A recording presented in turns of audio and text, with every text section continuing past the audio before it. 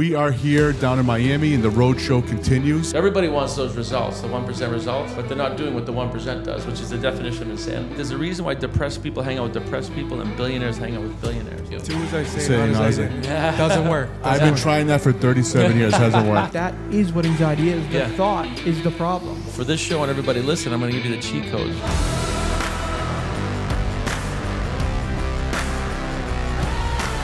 Welcome to Behind the Rise podcast, hosted by the Perrina Brothers. My name is Angelo, and I'm joined by my brothers and business partners, Lucho and Valentino. On this show, we will speak to successful local, national, and global entrepreneurs, as well as discuss lessons we've learned in our 15-year career building a 9-figure organization. We're in the middle of our journey now and want to share with you all the wins, losses, and lessons learned behind the rise. All right, so we are here down in Miami, and the road show continues with our good friend here, Brian Dalmasso. Welcome to the show, Brian. Good to be here, guys. I feel like I'm the fourth brother, as I was saying. Yeah, you fit right in. Perfect. It's like the Jack Fourth Brothers. Yeah, exactly. So Brian is the CEO of 3 companies, Matrix Success Networks, Alvarium Systems, and Axiom Capital. Matrix Success Networks has mentored over 10,000 people, from regular, everyday people looking to better themselves all the way up to high net worth billionaires. So you've done a lot of good work in the community, a lot of good work helping people work on their mindset, business strategies, in addition to a big software company and the hedge fund, right? Yeah, exactly. Yeah, so we're excited to get into your story. So I know you're a Boston guy, right? A Massachusetts guy originally? The accent gave it away. Yeah. So, it's a big trend. Like a lot of people down in Miami, they started up in the Northeast, so we're excited to hear your story. So Brian, tell us a little bit about how you were growing up as a kid. Were you always an entrepreneur? Kind of take us through your entrepreneurial. Yeah, we get that question a lot, especially in entrepreneur groups, and it's quite the opposite actually. I grew up in a smaller inner city, about 50,000 people. It's actually north central Massachusetts, so about an hour outside of Boston. And I always tell people I kind of grew up American broke, right? Not impoverished, but my parents were divorced when I was 2 years old. So we moved from Pennsylvania back to Massachusetts at 2, and I've been there from 2 to age 50. I've been down here in Miami for 2 years now, but yeah, I grew up pretty normal. Me and my brother shared a room in a third-floor apartment that my grandfather owned, traditional schooling. Not around entrepreneurship at all. I'm 52 years old, so that didn't exist in my world back then. It's not like now we have the internet and everybody's an entrepreneur. At least they're exposed to it, right? Right. So I wasn't exposed to that at all. I always had kind of an inner drive. I always did good in school, like with grades, but I also hung out with like the not so good crowd. So I was kind of a chameleon a little bit there, But I was had a paper route at 10 years old, another one at 12. I was busting tables at 14, working at a grocery store at 15. Marketing some other non-legal substances at 15. That's another trend. That's a huge trend. I think every single person is marketed and sold drugs. Yeah. I mean, whether it's drugs or like they tried the MLM. Yeah. Like they tried something that attracted them at a young age. Like, fuck it, let me just go for it. Right. It's true though. It's that spirit of, I guess, not wanting to just have a job, right? You're trying to leverage time, people, or money, or something that gets you out of the norm. So I always had that inner thing. Because we didn't have, if I wanted something, I had to earn and grab it, which I think is great, We grew up with a lot of love in our family, just not a lot of things. So I was very blessed that I did well in school and I got into a technical high school. I actually just followed my brother blindly there, so there was no plan to that, just sheer luck or the universe or whatever. But that program really was a turning point for me because it was entry-level engineering. It's machine drafting. Back we used to draw on boards. Oh, wow. Right? So kind of like architecture for machines. And that was when I had my first mentor. I didn't know it though. The teacher there took a shine to me. We were doing good in school. And he got me on a co-op at age 16. Co-op, 16 years old. So I would go to a job one week and I'd go to school the next week. And that's part of a technical high school. And I was working for a civil engineering firm. So I was the draftsman. We went into the field.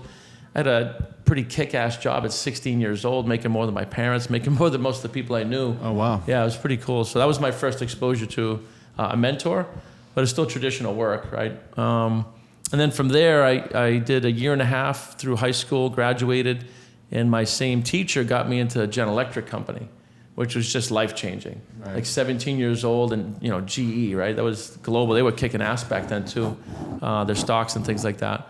So I was 17 years old, and I got in there drafting. Again, we were drawing machine parts for nuclear steam turbines and submarines on the board still. This is before CAD, way before the internet. Like, Wow. we're going back, yeah. Is that the GE in Lynn?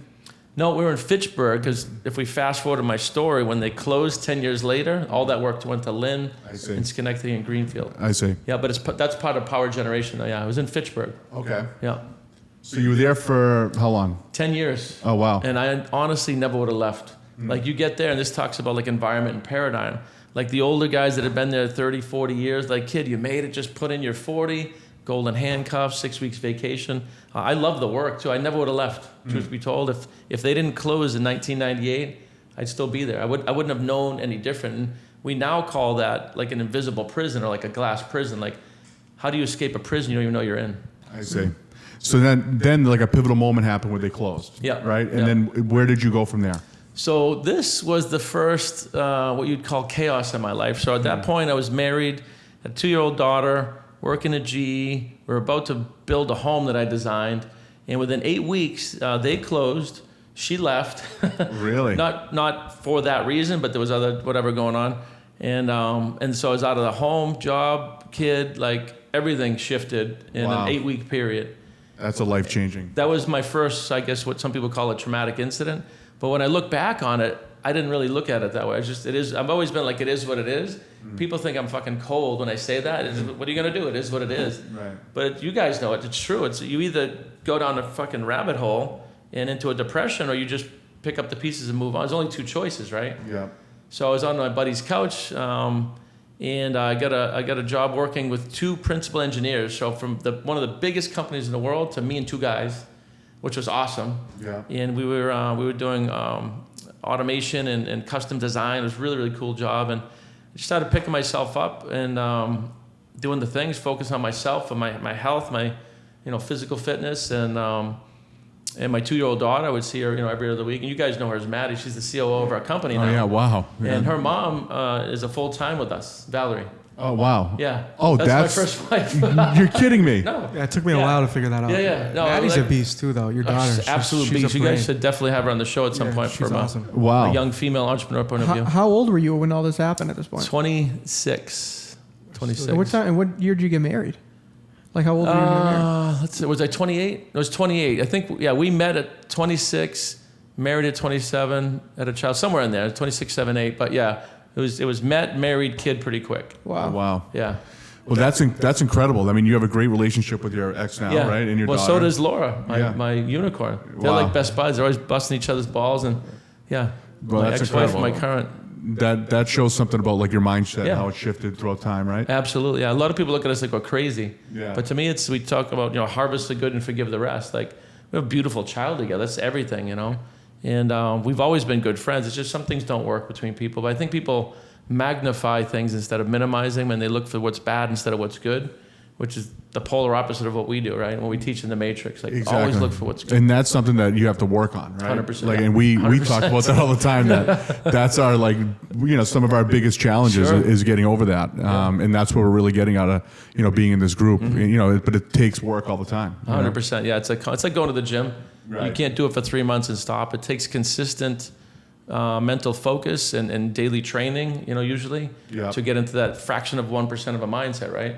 So everybody wants those results, the 1% results, but they're not doing what the 1% does, which is the definition of insanity, right? Expecting different results than your Doing the mindset. same thing. I've noticed since I've been in the group that like when times get tough, like when I get really stressed and you lose sight of like the things that you should be doing every day to stay in that mode, how fast, like when the times get stressed, that's when you just slingshot right back to where you were. Yeah. It's like, it seems like all the progress you made just washed away. It can, yeah, it can. And that's what a paradigm is, right? It's those deep-rooted mental programs given to you guys by parents, over time. What I was going through at GE in school, what I thought was success, it's all mental programs. Yeah. No, I mean, we're learning a lot about that now. But yeah, it's like a muscle. Yeah, exactly. But Yeah. like you said, like as soon as something like negative happens, it's like you revert back, and then you're like, oh, I'm. And then like a week or two goes by, and you're like, why am I miserable? It's like, because I haven't been doing the work ever since this thing started. The key to that is you don't have to revert back, though. Most people Yeah. do because of the strength of a paradigm. But what you guys are learning is you have a choice over that. Right. In between a stimulus and a response, it's a period of time where you can think. And it's like, just because my foreclosure on this property, that doesn't mean I have to tank my feelings. Like, there's millions of deals, so you can just start to assess and see these things and then think in between that gap. And that's what you guys have been doing that unconsciously for a while, which is why you're as successful as you are. But what you're learning now will get you to 10x pretty quick.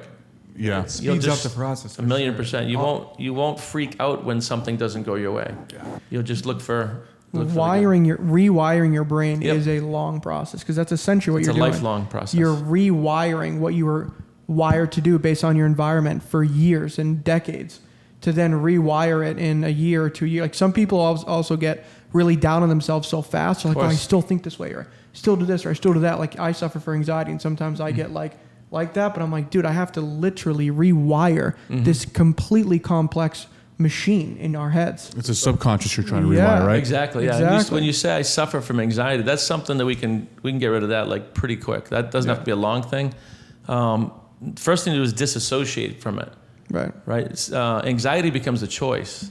If we understand thoughts flow to and through the body and express as things like feelings.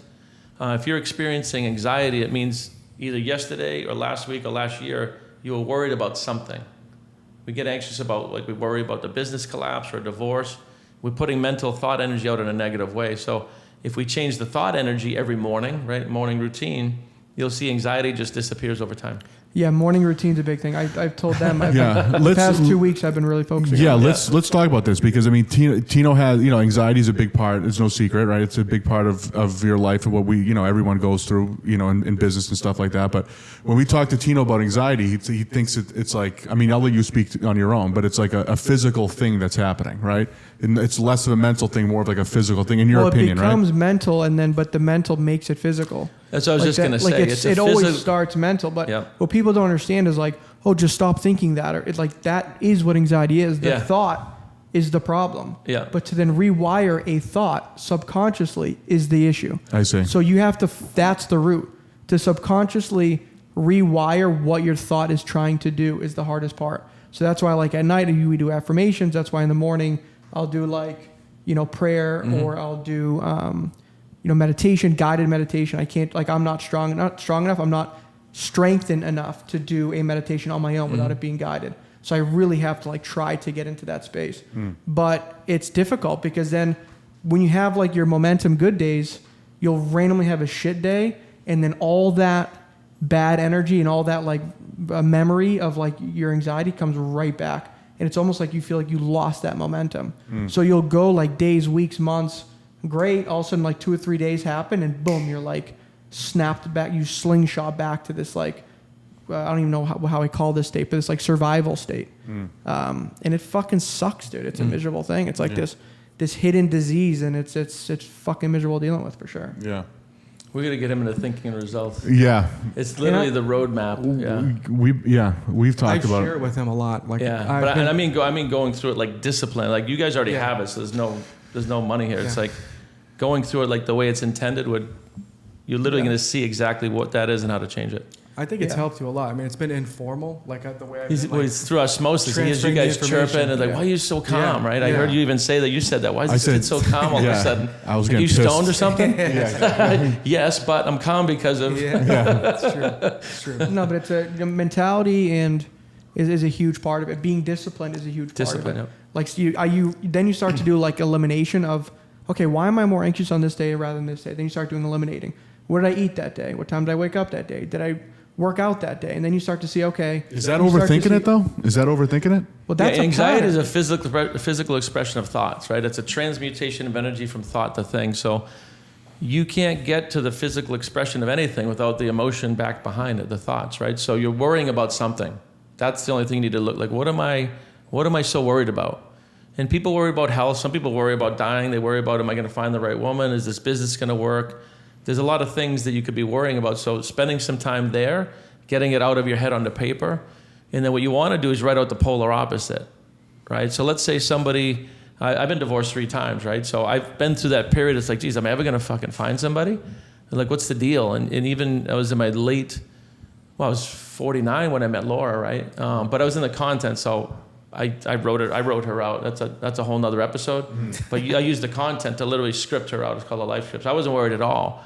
But when I was 38 and got divorced for the second time, I was I've been out of the game for 10 years. I had a lot of Yeah. Like, did I do the right thing? Am I going to find somebody else? But there's 7.5 billion people on the planet.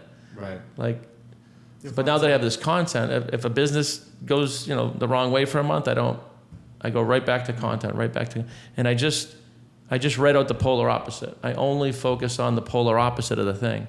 So if you can start to identify some of the things you're worried about, you script out the opposite, and that's what you put in your mind when you go to sleep and you wake up in the morning. You have a life script, and you're brainwashing yourself, right? Oh, yeah. But you don't think about getting out of debt. You think about getting to 200 million on an exit, right?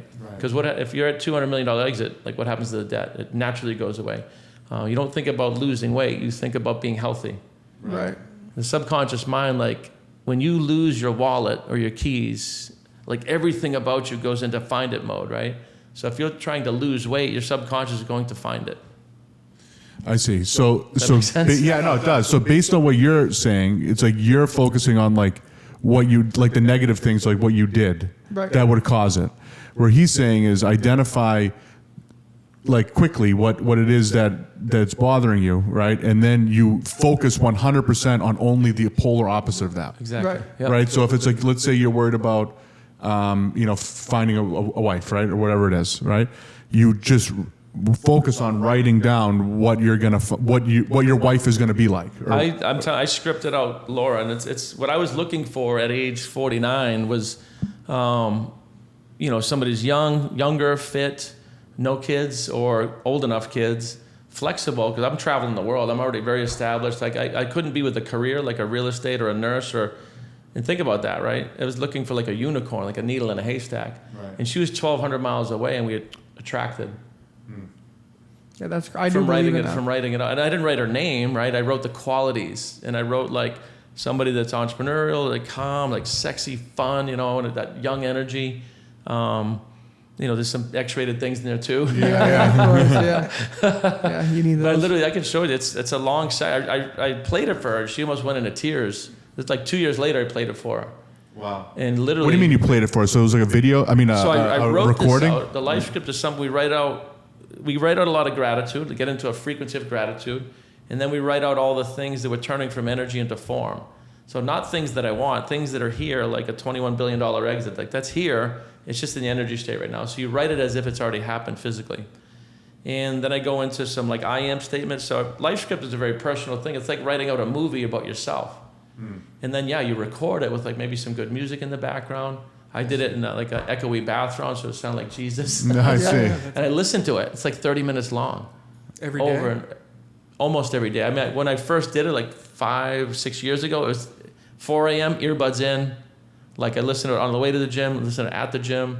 I would cycle for an hour listening to it. So there was a few years in a row where that life script is 7 days a week. Now my paradigms are different. I've rewired, the logic in my subconscious.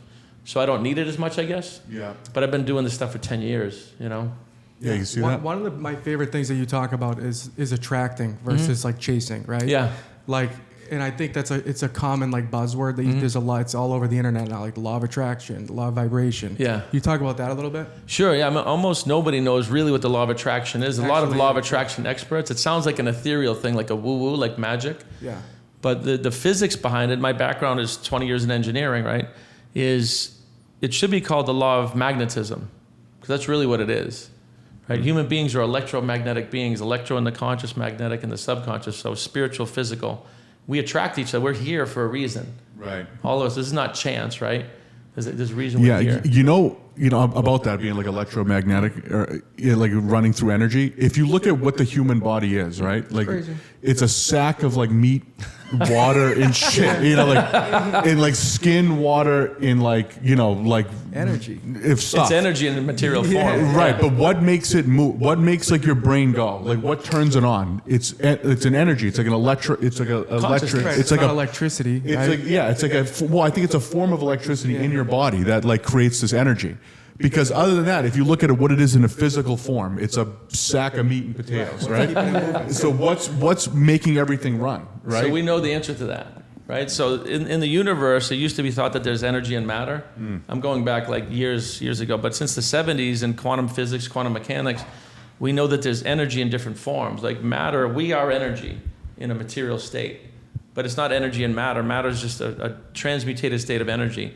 But what you're asking, what moves energy into form, including human beings, is consciousness, what people call God. It's universal intelligence, and there's no other way to say it other than kind of those things. But there's infinite knowledge. Where does it come from? Right. And what's charging your body? The consciousness is moving energy and expressing as a body.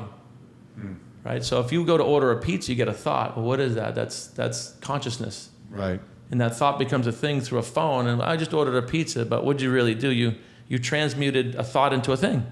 Whether it's this skyscraper, you guys, this $250 million exit, a marriage, a new woman. It's all a transmutation of energy with focus, though. I see. Right? If you think about light coming through a bulb and a wire, Right.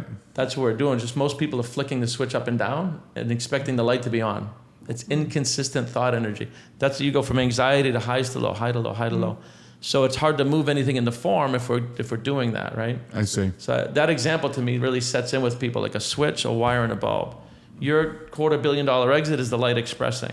So you want to turn the switch on and leave it on. I see. And turning it off is when you have a negative thought or a depressed state or you get angry, anything not in harmony with the frequency of what you're trying to create.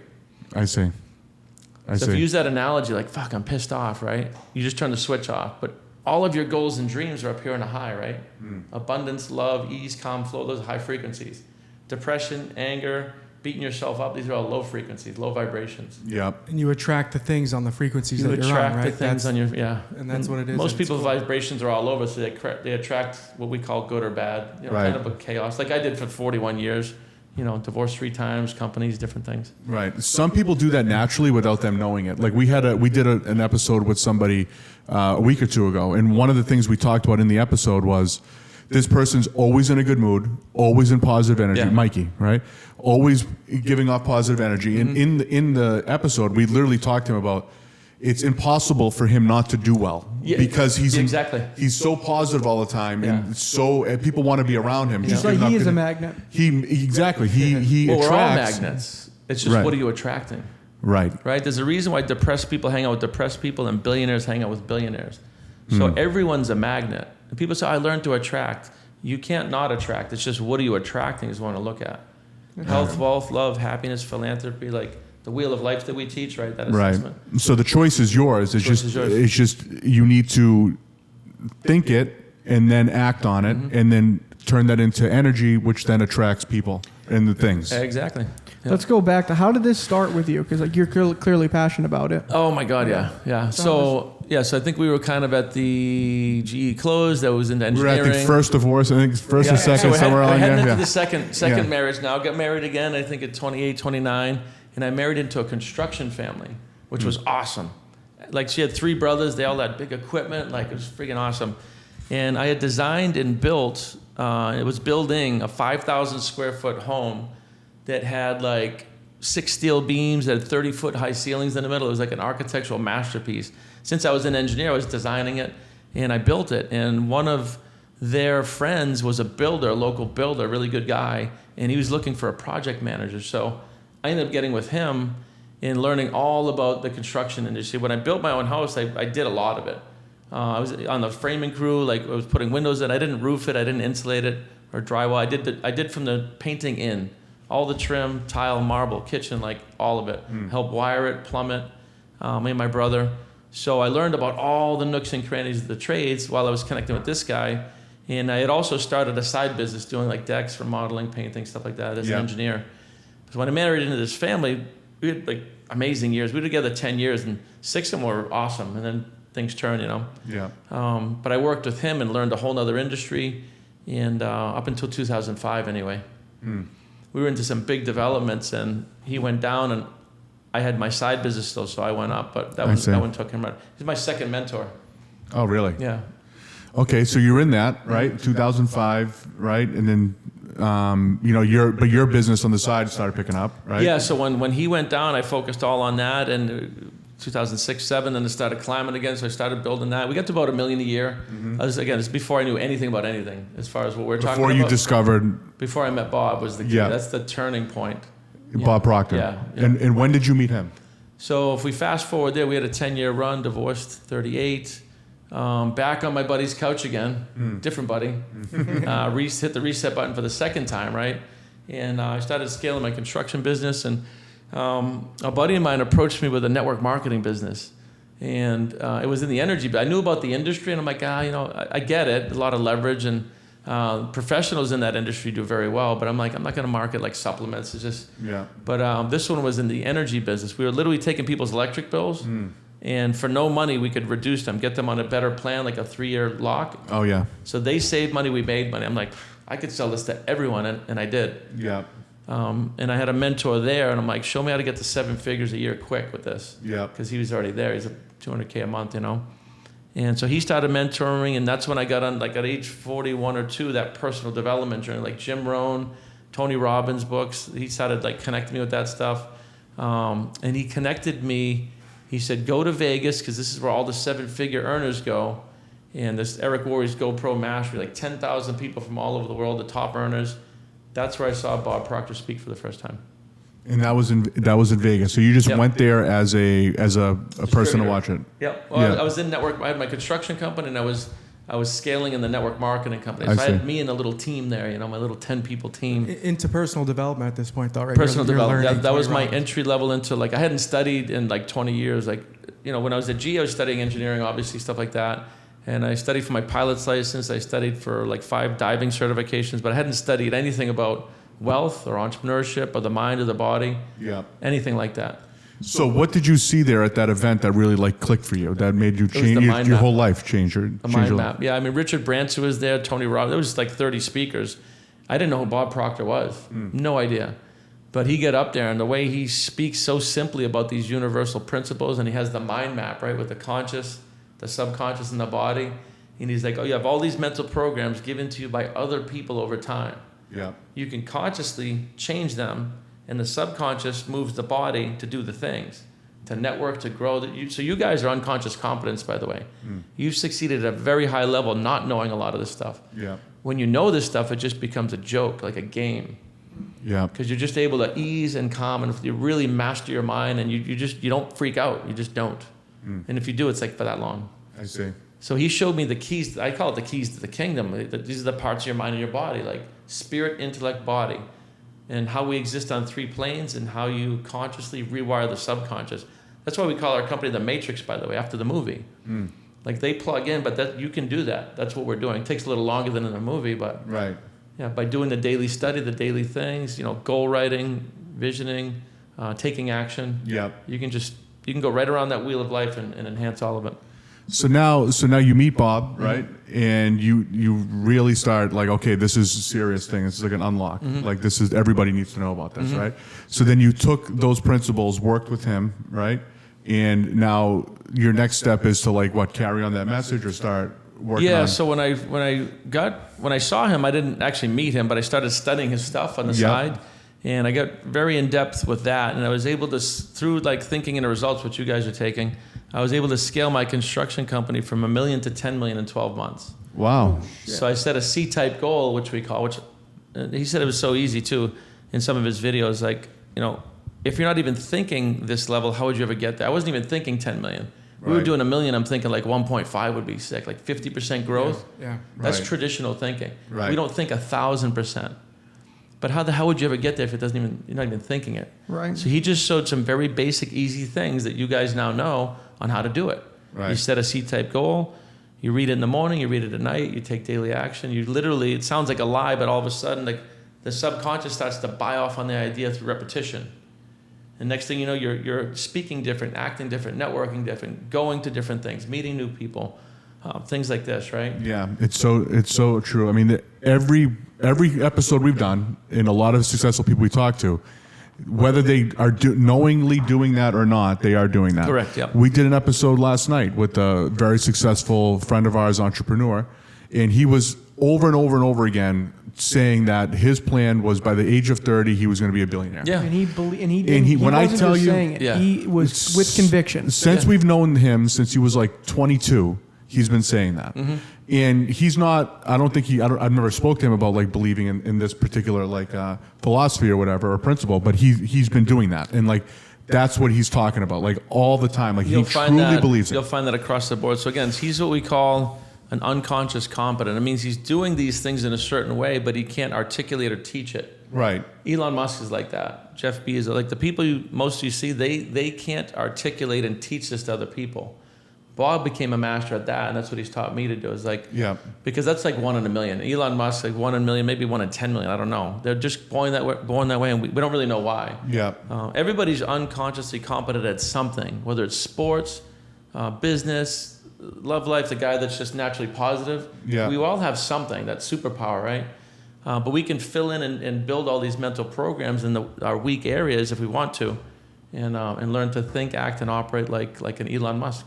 Yeah. So your buddy's spot on. He's doing like, the He actually visualization said- and the mental when programming. we were talking about him, one of the things he said that stuck out to me is that like one of his things, if you could call it a problem, is that he gets so locked in on like being the creator versus like the person in the game. Like Yeah. he's so positive and dialed in on that C-type goal that like reality sometimes to him doesn't even exist. Yeah. Like he just blows through everything else and he's just fucking dialed in on that goal. Right. Yeah. But he did say, though, like, it always ends up working out. As long as he's focused on the mission and everyone in the Yep. company believes in his mission, he can see his mission, then all those, like, problems that have, like, happened, like, cash flow issues, Sure. whatever, Yeah. end up resolving themselves because everybody, not just him, but the His entire energy company. is so charged and he's moving that direction. You're literally Right. like bending the universe's will to create. Right. Yeah, exactly. Never get slowed down or bogged down by any stupid details, any minor problems. Like he just just decision gone. It's Yep. gone from his brain.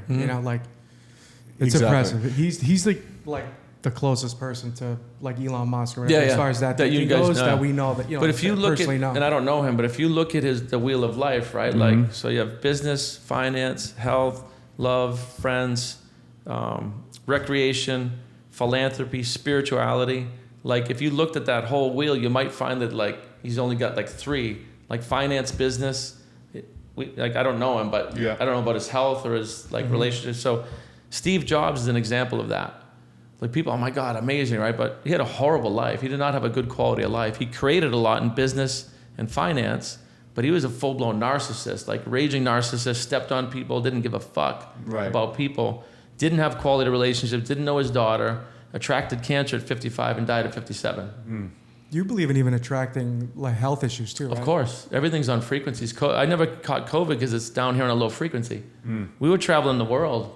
I spent a month in Colombia. We were on planes. I didn't give a fuck. A high operating human can be, 150, 200 megahertz at all times, and COVID was down around 50. I physically know that you can't attract what you're not in harmony with. So are you saying somebody like that who has that in them to be to attract like business and like relationships, right? But is lacking in health and something else. If they learn this philosophy or learn this principle, Of course. they can get well-rounded in all areas. Absolutely, yeah. The first step is awareness, right? Right. He's probably not assessed. We actually have like a 100-question wheel of life assessment. It's on I think it's on our website or something. And if we're not even assessed it, how would you know? Like he's super sharp here, but he might not be looking at these other areas. So we do that like once a quarter. You guys are going to see that in Elite 100. It's going to be a core part of the thing is like kind of measuring where people are and then assessing it so we can get real data across 10 points and 100, 100 sub-points. Yeah, even we did another episode that hasn't aired yet, but like he said, it's hard to hit a target you can't see. Yeah. And this is another business analogy, and he was talking about like revenue goals, exit goals, whatever it was, and it was like it wasn't until he realized like, okay, I got to put like a goal on this, like what's my exit plan or what's my plan for this time, and it was like once he put that goal on paper or like in his mind or whatever it is. That's when all of a sudden he was going towards it and hit it. Yeah. So all these people are saying these things, but they're not doing it So that's knowingly. that's what manifestation is at its core, right? So Yeah. you just see it, and it's not just like sitting at your house dreaming about $1 million in your bank account, right? Like once It may start there, right? It might it's- start as a fantasy, but then we turn it into more of a consistent meditation, prayer, whatever you like, putting mental thought energy out. So, like I said, we're always manifesting. It's just what are we manifesting? Yep. So, in order to manifest what we want, we need to have a crystal clear image that we have a healthy obsession with, like morning, noon, and night, like your buddy, right? Like he had that image. And then the second part of the equation is to remain in a high vibration at least 51% of the time, right? More than half the time in a high mental state. Yeah. Now, if you're in a high vibration and you're holding the energy, you're going to manipulate energy into form, or holding the vision. Your consciousness will move people, places, things, and circumstances, attracting to cause the physical result of a phone, right? That used to be thought energy. Right. So there's an equation for this, but almost nobody knows what the fuck they want. Not really. I want to be rich. Well, you're living in America. By standards, you're rich. Right. So the subconscious says, mission accomplished. It does nothing. It's so true. Like, so it's not I want to be rich. It's I want to earn this much. Yeah. If it's a money thing, like my Right. short-term goal is 10 million a month net through multiple revenue sources this year. Yeah. In a calm, confident, heavenly manner, not in a raging 100-hour-a-week chaotic manner, right? We need to Right. be specific. I see. And then if it's a health goal, like weight loss, right? Or is That's it what weight loss or is release. We release what we don't need. I'm so happy. So for me, I've been saying this for 10 years. I'm so happy and grateful that I live in a perfectly healthy body as intended by God. So I didn't attract COVID. I don't get sick. My body doesn't express sickness. Would you knock on wood right now or no? No. You don't believe? Yeah, knocking on wood isn't it? Well, I would do it like if you- my natural thing you know right what's there was funny? to find a piece of wood to knock on. You do whatever you believe in, though. That's 'cause Yeah. what you believe in will happen. So if you believe knocking on wood has something, it has something. Your subconscious will cause that to be real. Like if you don't knock on wood, you're going to get sick. Your subconscious will make your body sick. So Yeah. this is why a crystal is energy. It's a different form of energy. It's the belief in what it's doing that matters. Yeah. Have you ever like thought you were getting sick and then like put it in your head that like you're getting sick? Next thing you know, feel you're like like, shit. you feel like you're like sweating, you have a headache and like you're sick. Yeah. If you focus on having a headache long enough, you'll have a headache. It's the craziest thing. Right. That's why If you placebo. focus long enough That's why on having a heart placebos. attack, you'll have one. That's why you get Right. That's Seriously. Why, that's why It's like, don't do placebos. that. Placebos. Yeah. Placebo is real. Yeah, placebo's Yeah. a thing. Right. It's studied in hospitals and medical field. It's a real thing. There's been examples of people thinking themselves right into death in Right. some of the books we study. Like Yeah, there's some they've been crazy- seriously like so afraid of like dying that they cause their organs to shut down. Yeah. The mind controls the body. Yeah, we have a personal example of that. I don't know if we want to talk about it here, but yeah.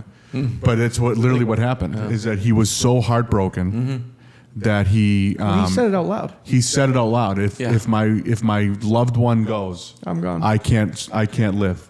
And he was in the hospital Shortly already, after. like Yeah. within 3 or 4 days, he was gone. Well, think about that. Like, And he was words are fairly sound. healthy before. He was. Yeah. Yeah, I mean, it was. Unfortunate example, but Yeah.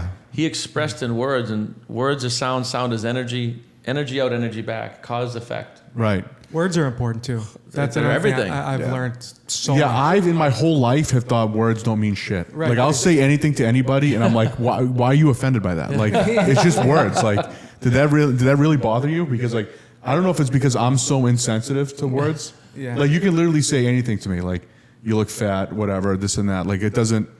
I don't think it really bothers me. You know, like words don't You really have pretty bother. thick skin. Thick skin, right? So like if I say a word to someone else and they're like offended, I'm like, why is this person offended? I Yeah. can't like understand it. I gotta Whoa. tell him, and like an hour later, I'm like, you just fucking. She's gonna be crying in the walk-in. He'll come behind me. He's like, "You realize you just offended everybody." in the room." I'm sensitive. Like I could feel everything. Well, you know, about the it. the biggest thing with you, Angelo, is probably what you're not thinking about, the words you say to yourself. Big Right. Those are the ones you got to pay attention to. 'Cause Right. I'm like you. Like I'm literally unoffendable. I don't give a fuck. I only take advice from billionaires about money, people that have amazing, relationships about that. But my own words are the ones that matter. Those are the ones you guys got to be careful of.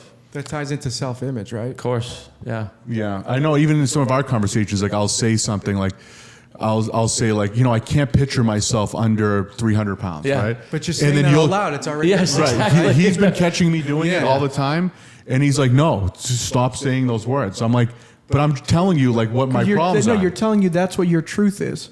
In your Yes. head, like I have that same thing. Like your truth is really that. Like in your honest opinion, that's what it is. Right. And that's what you have to rewire. I have 1,000 examples of that. Right. I have this difficult. thing where I'll blow up to like 440 pounds, right? That's my limit. Once I get there, You gotta go back. that's when I get there and I'm looking around because I'm like, because I get this thing where I look in the mirror and I don't see myself as overweight. Yeah, He has You know that one that? mirror in his house that. It's only from here up. So I'm like, this is pretty good, this mirror. We got to get this. We You got to know start what the selling these reality mirrors. is, though, is like you said, I can't picture myself under 300. The reality is you absolutely have to be able to picture yourself under 300 to make that happen. It's the only way it could happen. And that's what I've come to Right? realize. Yeah. I've been on this thing for like 5 years now, where I will literally lose 100. I'll go from 440 to like 340, 320, and then I'll start, and then next thing I know, like I'll just start creeping up, and I'll start. Well, I mean, 3 restaurants, solar companies, like you have all these things, Yes. right? We talked about that too, like kind of restructuring. Yeah. So what happens every time is when I'm on a weight loss journey, I'll start feeling so good, like I can do anything. Yeah. It will start a new company. New company, yeah. and then like I don't know, something will happen, some kind of stressor, or like my automatic thermostat will turn on. And then next thing you know, I'm like starting to eat bad again. I stop going to the gym. I stop doing like the daily work for the mentality. Yeah. Those things will happen. And then I'll get to the point where I'm like, oh my God, I'm back into the Enough is enough. 56 waist Because pants. the max self-image for yourself is that you see yourself as Exactly. 320. Right. That's And the as hardest soon as you part. hit that floor, Yeah, you got to get that 275 image. Yeah. Exactly. In so that's. You'd be jacked at 270. Holy shit. Yeah, you'd be. I know we've been talking about that all That's weekend. what I mean. can tell you. You'd be like jacked at 275. You'd be like a Right. strong man. yeah, Right. yeah. Yeah, if I can just get the fat off, but it's like, it's so true of what's So happening. even that, if I can get the fat off, Right. When There I you get go. it off, See? right? It's when I get it off. Right. It's not, there's no question on if you can do it. You know this. It's not Right. a question of if you can do it. It might not be what you're focused on, right? Right now you guys are focused on businesses. But the universe has a way of reminding you, right? Right. Diabetes, heart attack, and then it becomes a priority. Like, Right. don't wait, Same thing with finances. It doesn't matter what it is, or love life, right? Don't abuse, don't overlook, your relationship. If you really love that person, don't take it for granted, because Right. next thing you know, the person's gone. The universe will show you these examples if you don't figure it out from like other people's lessons. yeah. Yes. The universe doesn't let anything slide. Nope. Ever. Yeah, so that's what happened. So I was on a bad trajectory last year, or was it a year and a half ago? And then we had a close family member die, and basically they got sick, and because they were overweight, Yeah, they passed, yeah. right? And at that time, I was thinking, it clicked for me, like, I have to be ready. Like, if God forbid I get that same thing, or, you need your body, you need your finances ready, you need your body to be ready, you need your mentality to be ready in case something like this happens, right? So that's what set it off for me. So seeing what happened to somebody else yeah. set it off for me. And then I was on this journey, and then right when I hit that 320 mark, I don't even know if there was a specific event happened that got me off track, or it's just my thermostat started going, or it's because I haven't been doing the work that you're saying that I should be doing. Yeah, so some of it's awareness, right? You guys are so much more aware now of what's actually going on there. So Yeah. when you get back to 320, you'll actually make that like just a passing point, because you know how to do it. Right. Before, you weren't really aware. You got there, and it could be a series of things. But you guys talk about a thermostat. That is your paradigm. Yeah. Right? We're a cybernetic mechanism. We have these set points. What you need to do is install a new set point at 275. Right. And we do that through the principle of autosuggestion. So for you, I'm so happy and grateful now that I have a body weight of less than 275 pounds. I feel amazing. I feel this, right? In a calm, confident, heavenly manner. And you repeat that on a goal card, right? In the Right. morning, midday, night. It becomes a healthy obsession. For you, I would make that the number one. Right. And I'd make the $250 million exit number 2. Right. Let him put the $250 million at number 1, and him, Right. right? Right. And that's what you guys have. Jesus Christ, a powerhouse here, right? Right. You guys can, be strong in other areas where the other one's building over here, and leverage each other. And That was something I was actually going to bring up, because there's 3 of us, right? And all of our fates are aligned, right? On everything, Yeah, yeah. on life, on happiness, on business, on a lot of stuff. We're truly almost like one piece of energy moving forward, right? You're like, what are was it back into the Transformers that turned into one or some shit? Yeah, that's that legitimately us. Like Force 5. If you put us together, we're like a really powerful thing, Of course, right? yeah. So, but what's been happening over time, and I don't know if I'm probably saying this in a negative tone, but one of us will be down, Yeah. and the other 2 will be up. Yeah. Or one will be up, and the other 2 will be down. If we can just, for the love of God, all get on the same energy. Well, you can. We're working on it. We're pretty Yeah. damn close right Yeah. now. That's why we're doing these things. We're in this group together. Tino's been working on his thing. So we're getting there, right? But it's like we all have to do the work every day in order to all be having our energy heading in one direction. Because if one of us is down, especially me, because my energy is so strong amongst this group. I'm the oldest, and there's probably a paradigm. I probably fucked up Tino's paradigm from when we were younger. If we want to get God, down you to finally it, said it. if we want to get down to it. But so like if my energy's down, like the group's energy's down. Yeah. So it's such. It happens with couples too. When you have that person, that strong magnetism. If we're not aware and if we're not safeguarding our mindset now that you guys know this, you don't have to let that happen. That is also a choice. Yeah. And you'll get to the point where it won't make sense. Like if you're down, it won't make sense to you to be down because now there's two of you down, and then the third one, right? It'll stop making sense. You'll realize the only way you can help him if he's down is for you to stay up. That's a huge. And that's part. That's like the light switch on. It's a straight physics principle. Like there's no gray area there. The only possible thing one human can do for another to help is to stay up and empathize, but not sympathize. That's been a huge unlock this year for us too, because one thing between us three is that we always keep each other accountable, but in a negative way. Like, what the fuck are you doing? Yeah, that's how we keep each other accountable. It's fucking 10 o'clock. You fucking lay this and that. Yeah. But now, like the way we approach each other when each other's down is different. It's like if he's down, I turn the energy towards me. I'm getting myself up. Yep. And then that'll pull him up. You know what I mean? Give an example. I remember when I first met you a little bit, you're like yelling at this guy, like not like in the back. Why are you so fucking calm, bro? Yeah. We were going through a crisis. Because you were 3 months into some realizations. It's like, well, it doesn't make sense to panic. I'm just going to be chaotic and make mistakes. Yeah, it was the start. The of only this whole possible thing I can do is stay calm and assess and give calm either action or advice into the situation. A good example. I remember you losing your mind. Yeah, in on the call, we were talking about this crisis we were dealing with, and he's been like so calm about it. Like, it's going to be fine. We're going to get through it. We're just going to get things one at a time. And I'm like, where are you at? Because I'm in like panic mode, like survival. We got to figure this out. We got to move this. We got to move that. And you're not at my level why of aren't you like, concerned? normally Why you're aren't right you here with me. panicking? Yeah. Normally you're panicking with Yeah. me. What the hell are you doing calm? Yeah. But that doesn't help. Just being concerned about the problem, right? It just makes Right. the problem. And that's when I said, like, I need to get on the call too. That's Dad's biggest thing. Yeah. You guys can't even tell Dad issues anymore because Yeah. he just lives in it. Yeah. Right. He literally feeds in it. It's Like, so true. he is But we're pulling lives him there. out too by us doing That's what we're what'll doing. happen, guys, He's yeah. changing too. That's Exactly, what'll happen. yeah. That's what'll happen. Yeah, so I think he sees what we're doing, and I think he's getting better. A good example of that is just this last week, I've been not exercising, not eating good, whatever, and I forget what happened. Like we got into an argument or something, and Lucho was like, "When we're in Miami, I'm going to work out every day, and I'm going to do all this, and I'm going to do all that." And the first day, and I was like, "Yeah, okay, whatever."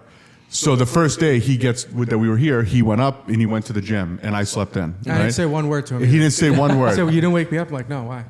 Right. Like I just went down. He cold came up in a plunge. good mood, like he Yeah, did of a course. cold plunge, like he was like all normally, happy all day. If 6 months ago, I would have been like fucking banging on his door, Yeah. like, you're really gonna sleep in, you pussy? You know? Right. Exactly. But then guess what happened the next day? The next day I got up with him and we went So that's together. called inspiration. Right.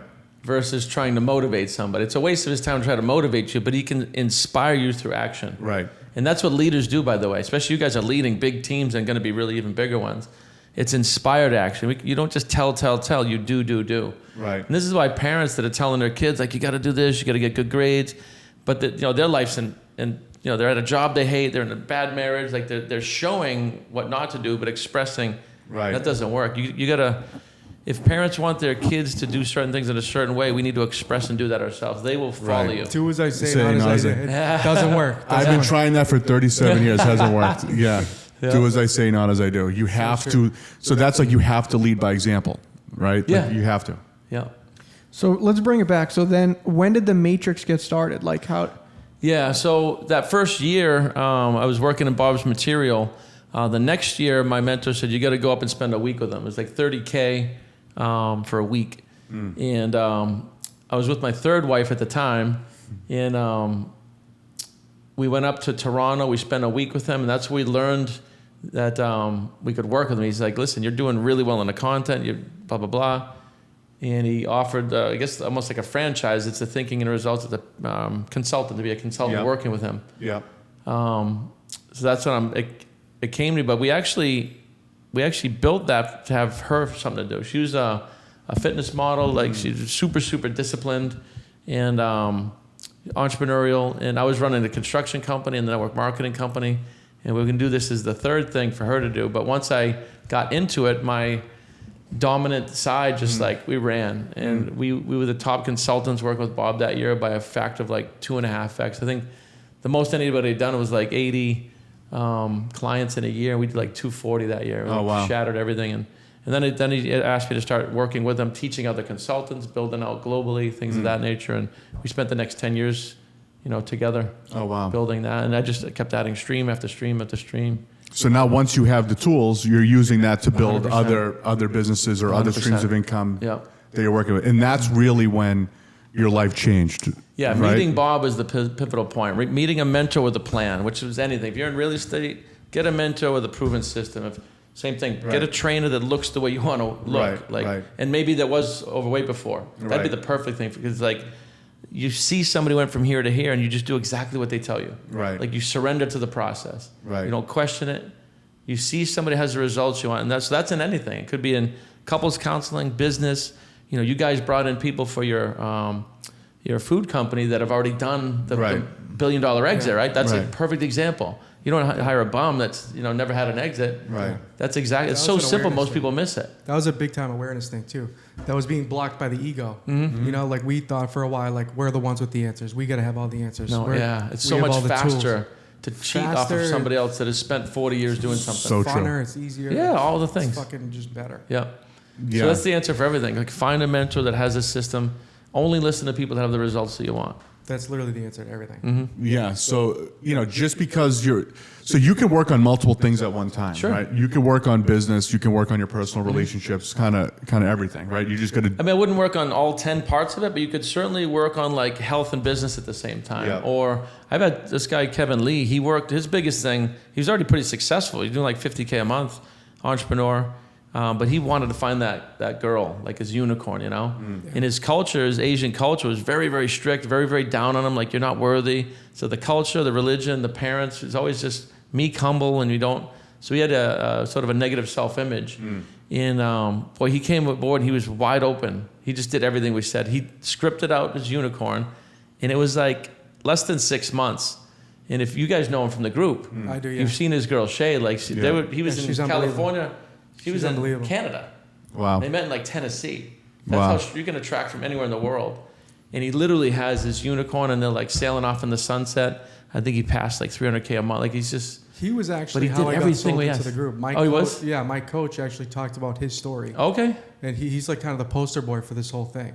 I kind With of the relationships, yeah, for sure. Yeah, I kind of related to him in the sense that like, he was like a lot in his shell, like Yeah. didn't really get out of his comfort zone. Yep. Like Yeah. as far as Yeah, his networking. self-image was not that strong. No, And meanwhile, he's like jacked, good-looking dude, That's what I'm super. saying. I'm like, bro, are you? And then do you not inside- see what we inside see the here? group, he talks his ass off. He's Yeah. just letting it flow. He Yeah. doesn't give a fuck Now he anymore. does, Yeah, but yeah. day one- I never knew him before. Yeah. So You should- but yeah, you I should could have seen him picture. before. I can Yeah.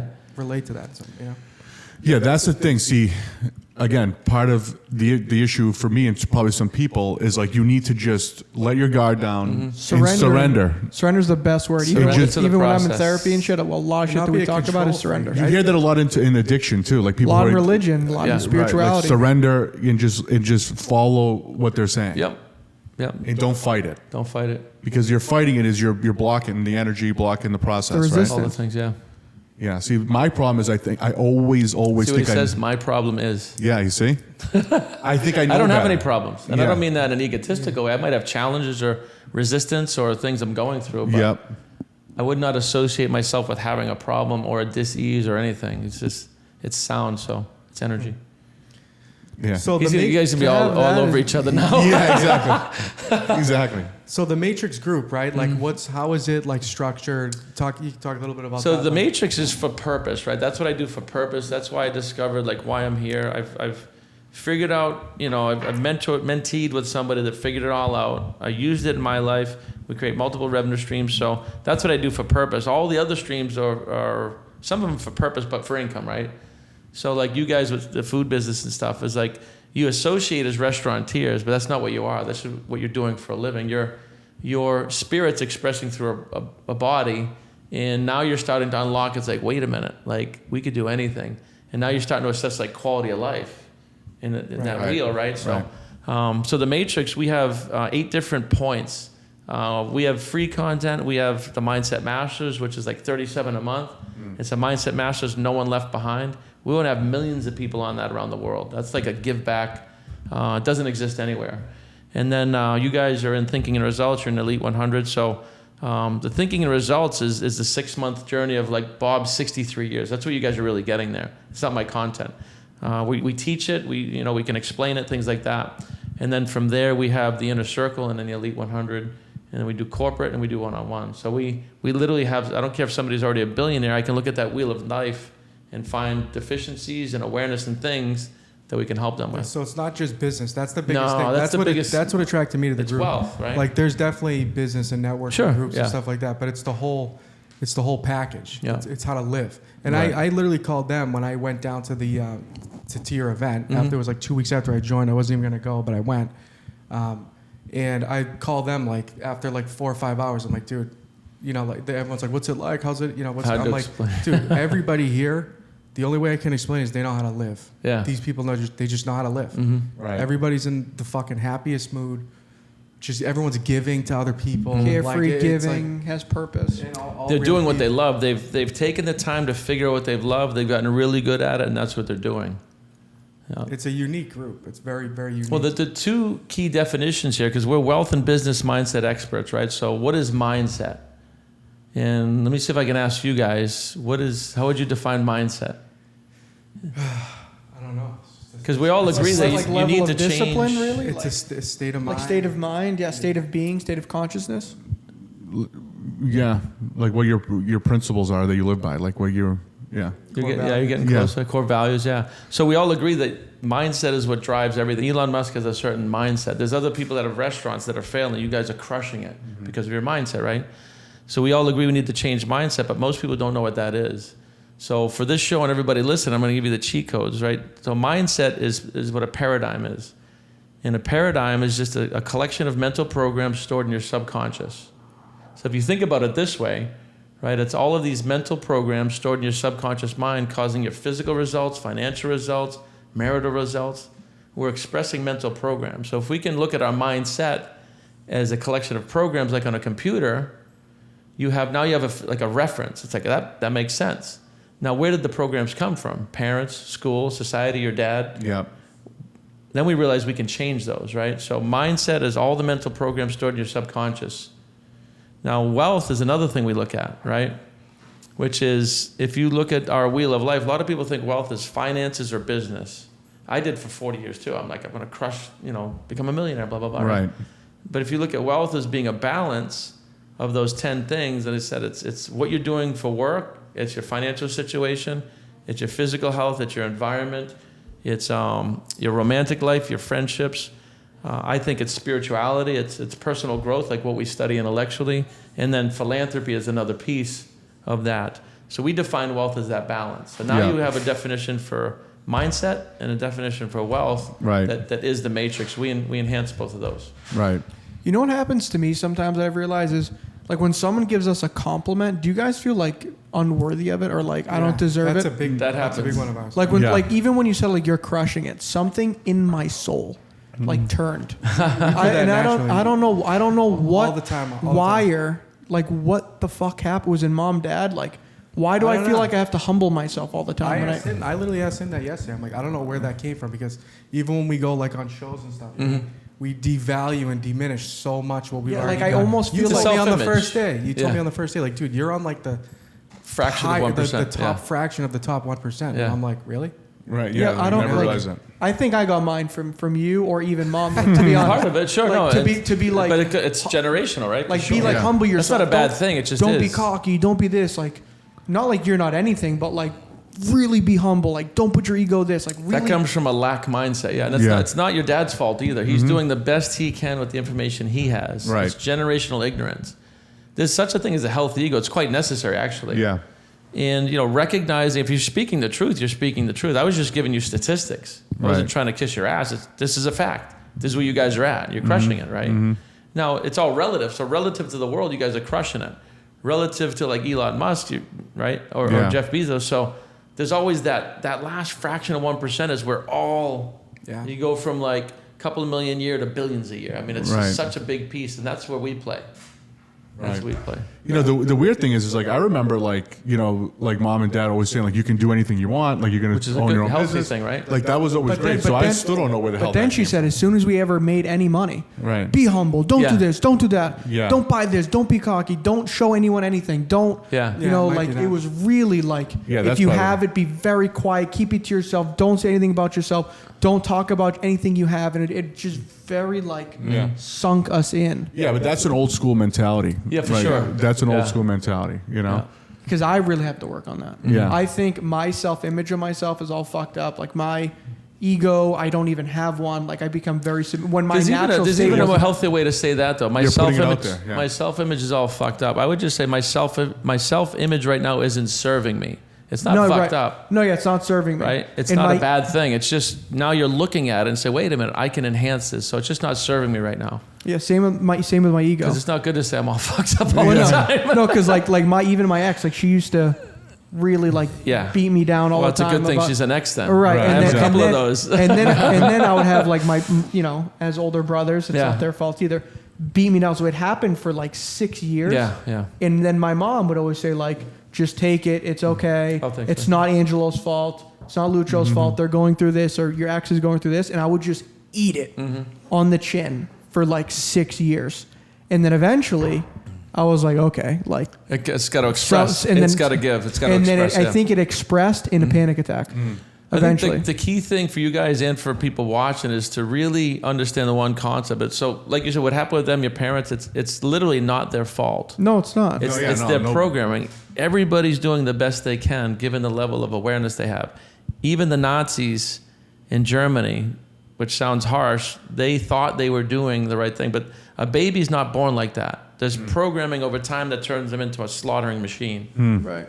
Right, but Viktor Frankl, who I talked to you guys about Man's Search for Meaning, he was a survivor of the Holocaust, and they slaughtered his kids, his parents, his family. Wow. 4 years in concentration camps, but he understood these principles. Matter of fact, lesson 5 and 9 are based on his teachings, understanding attitude, thoughts, feelings, and actions towards any environmental stimulus. He didn't hold ill will. He didn't hold anger. He only held on to hope. And he's like, you cannot break the last frontier of my mind. You can break my body, but you can't take this. Then he's at the highest level of that kind of awareness, right? So what are we going to go through that's anywhere remotely close to that? Like, what are we crying that's about? the top. Exactly. So that's I'm using relativity now. It's like whenever you feel down, like read the book once, because it's dark. Man's Search for Meaning by Viktor Frankl. You'll never feel sorry for yourself. You'll relate to that and say, what's the big deal? Like, we just took $1 million hit, big deal. Like, you still got my Right. health, my family. Like, it's just a game It is- anyway. when you think about like, because sometimes people think when you go through something, it's like you're going through the worst. No one Yeah. has it worse than you. My anxiety is so bad, Yes. whatever it is. And all of a sudden, like, you take a second and be like, someone woke up today blind. See somebody come by in a woke up wheelchair. with cancer. And Yeah. for some reason, I mean, perspective, you start to feel a little bit better. Like something's like, Of course, "Meh, yeah. at least it could be worse, you know? Yeah. And that gives some sort of like hope, you know? Yeah. Well, the other side of that too, when you get into that like poor me attitude, you're attracting more things to get you in the poor me attitude. Realizing that that's the biggest reason to get out of it, because you're creating your future anxiety Yeah. Right. instead of like using relativity, shifting it, going for a run, calling somebody. Like, do something, change your vibrations. A million ways to do it, Yeah. and get into like maintain that high frequency. Because in 6 months from now, we'll be physically expressing, you know, the vibration from before. Yeah, Tony Robbins, I remember reading in a book once, talks about that when he feels like himself in a low vibration, right, or a low bad mood, he'll Yeah. physically stand up and like beat his Yeah. chest, like change his physiology. Yeah, changes physiology. Yeah, in order to increase his vibration and get back People to could work. do that through breathing, through meditation. I mean, there's all A million things. You can do it through yoga, running. Yeah. You can just, I do it through gratitude. You can do that anywhere, anytime. You can do it in an elevator. You just mentally start, I'm grateful for this. I'm so happy I got this, right? You just flip to the frequency of gratitude. That's a good one, gratitude, Yeah. right? It's very difficult for me to be grateful of things. Not saying it's impossible. So change I will that. get How would there. you change that word track? Eventually, I will be, or I don't know. You can lie to yourself. It's super easy for me to do this. It's easy for me to Easy, feel calm, grateful. and effortless to be Yeah, grateful. And okay, you just yeah. repeat it, even if it sounds like a lie. And that's the trick. Yeah. Even it's probably going to sound like a lie, actually, because you have mental programs that thinks it's this.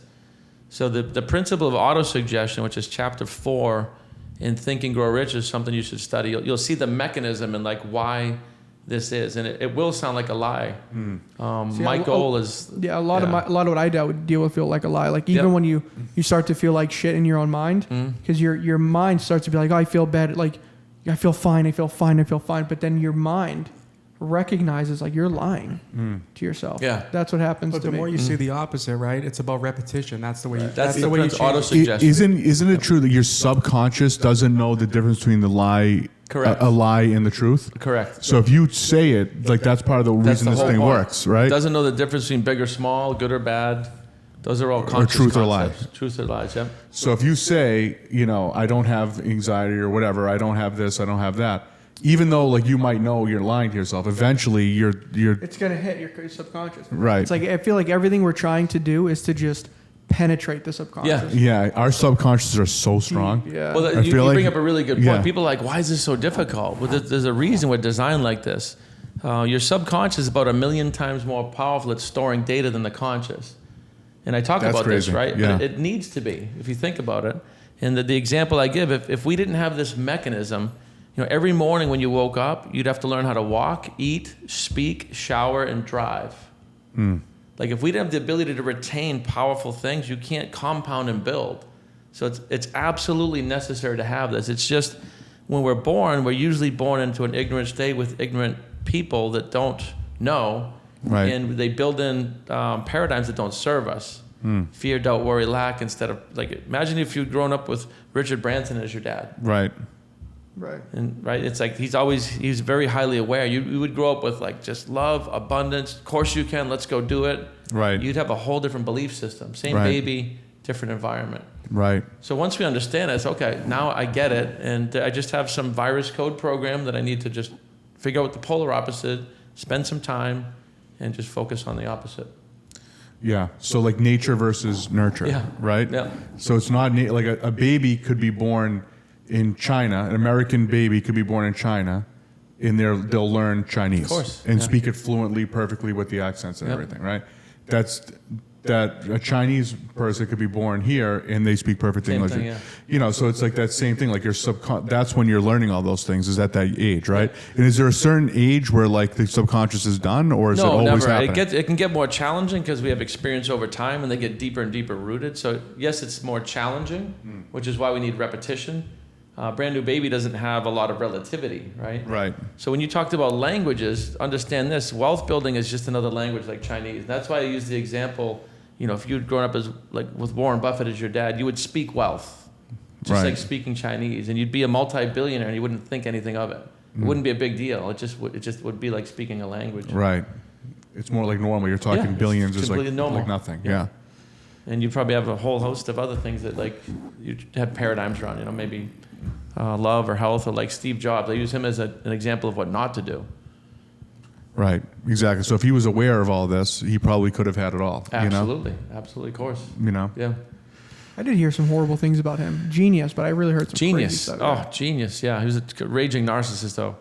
Yeah, he would step on people. He stepped on his business partners. I mean, no fucks given about employees. Like, this is what we're doing. Like grinding people out instead of like Google, where they created a company that works with people, and arguably one of the most successful companies in history. Right. Those are two polar opposite cultures in companies. Yeah. So this was like a session. I mean, this turned into like an actual session here. I feel like, like we learned a lot, Awesome. No, I'm happy to help. I'm very, very passionate about Yeah, getting no, this out to people. So I appreciate you guys having me on I'm the show. just, Great to teach you it. know what the takeaway from how confident you are in it? Like, when you see someone who really believes something and they're like, it's a factual thing. Yeah, it's not like It we're not gives talking. you, but it rubs off on you to believe it. Right. Just by his conviction of talking about it. Right. Like, shit, that's real. you know? Yeah. There's examples of it everywhere. Yeah, Of course. There really is, right? Yeah. absolutely. I mean, everyone in that group. I mean, everyone's. I haven't ever seen anything that contradicts anything that you just said. I haven't either. You know what I Yeah. mean? Like, I've never met a billionaire that's like that's just like a prick, negative, and like. Meet a lack lot of and all- millionaires, but not too many billionaires. Right. Yeah. You can just like knuckle your way to being a millionaire. Yeah. Yeah. Right. Exactly. Right? Exactly. But there's probably nobody that's the billionaire with the, with the family life, with everything well-rounded that Right. doesn't Close- truly understand this. The closest person I mimic is Richard Branson. Yeah. From what I've seen, right? If you look at his journey, You know, he's a humanist, a philanthropist, like fun companies like Virgin Records, Virgin Cruise Lines, Virgin Airlines, like, Right. you know, traveling the world, expressing spiritual, went into space at age set, like physically jacked still. Right. Yeah. Like he's somebody that I feel that I kind of look at. It's good to have a picture of somebody like that too. Somebody I who's think really that's really well-rounded. important. Like Yeah. your picture is like Andy Frisella, for example. Like everyone should have that person. I agree, yeah. That's like what they look like, what they act like, what they Well, I don't feel. want to look like Richard, but Yeah. he's an ugly bastard. He's all right. Sorry, Richard, if you're watching. Yeah, exactly. No, his what I see he's done in that wheel of life is very impressive. Out of any other billionaire that I've seen or know, yeah. Yeah. Yeah, so this was awesome. I guess we'll end with the last question that we normally ask, right? Even though I feel like we gave enough advice, there's enough advice in here for people. My Yeah, following personally is gonna watch the shit out of this video. Yeah. So normally we end with asking, what is the best piece of advice that you've received that you could pass on to people who are either struggling with something or are looking to start a business or they're an entrepreneur going through it? Like, what's the best piece of advice you can give somebody, you know, that would pass on and have the most impact? So I think there's probably a couple, right? So number one is the concept of understanding we become what we think. So what are you thinking?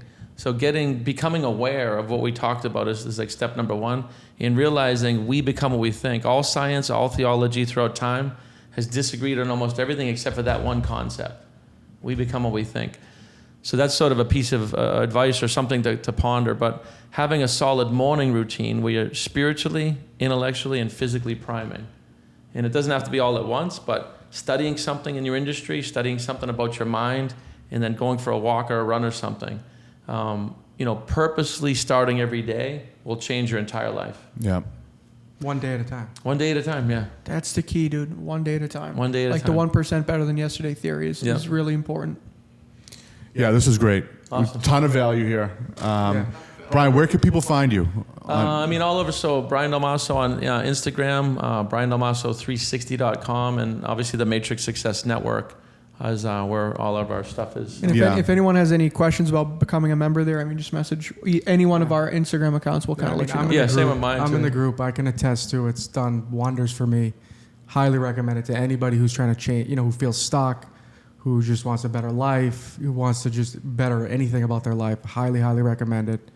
And I've been a believer, and I'm like a fanboy since day one. So Yeah. And when I'm at 275, I'll attest. You'll be able to attest to it there. It will be on the website. I love it. I love it. All right. All right, that's a wrap. That's the episode. appreciate you. Awesome. Thanks, guys.